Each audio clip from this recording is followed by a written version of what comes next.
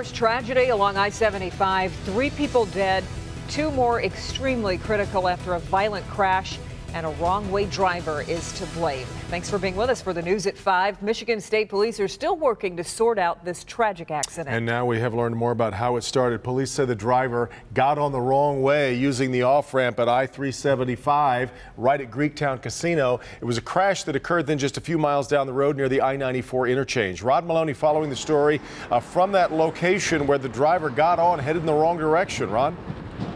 Yes, Devin, a lot of people don't know this, but as a matter of course, the Michigan State Police will check with the casinos because if you go in the garage, they record your license plate, and they matched the license plate from the car there in this garage. So they went and found the videotape, and they have the actual video showing the woman pulling out of the Greektown Casino garage here at Lafayette Avenue and making that fatal left-hand turn down the Lafayette Avenue on-ramp, make it the off-ramp going onto I-75 north in the southbound lane.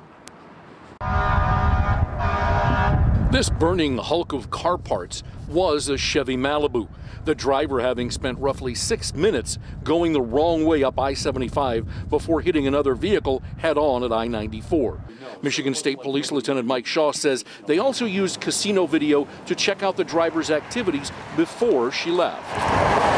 From what we could tell, just walking around the floor, she had contact with several of the employees there, other people. She didn't appear to be intoxicated or anything on the video that will point us in that direction. We'll have to wait for autopsy toxicology results to know for certain.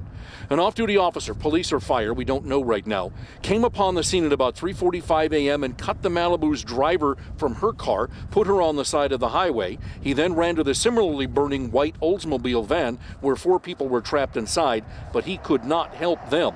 2 riders on the passenger side burned to death. The driver and other passenger rushed to receiving hospital where they're in extremely critical condition and not expected to survive. Firefighters needed the jaws of life to cut them out of the van. Shaw called the accident so violent, it's difficult to even know precisely what happened. There was no braking from either vehicle. There was no gouge marks to show there. We're pretty confident it's in the left portion of the roadway, but right now we still can't determine if that's the left lane or the left center. The highway was shut down during rush hour for about 3 hours. In the meantime, we're told that the passengers in the white van were not wearing their seatbelts. And while MSP advises everybody to wear their seatbelts at all times, they're saying in this instance, wearing a seatbelt really would not have mattered.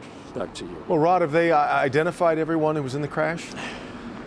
Yeah, it took much of the day, but yes, they do have IDs, but they've been trying to get notification of next of kin, so far have not been able to do that. And so it's likely we won't know until later on tonight or maybe even tomorrow who these people were. Yeah. All right, Rod. Of course, you might remember just last week.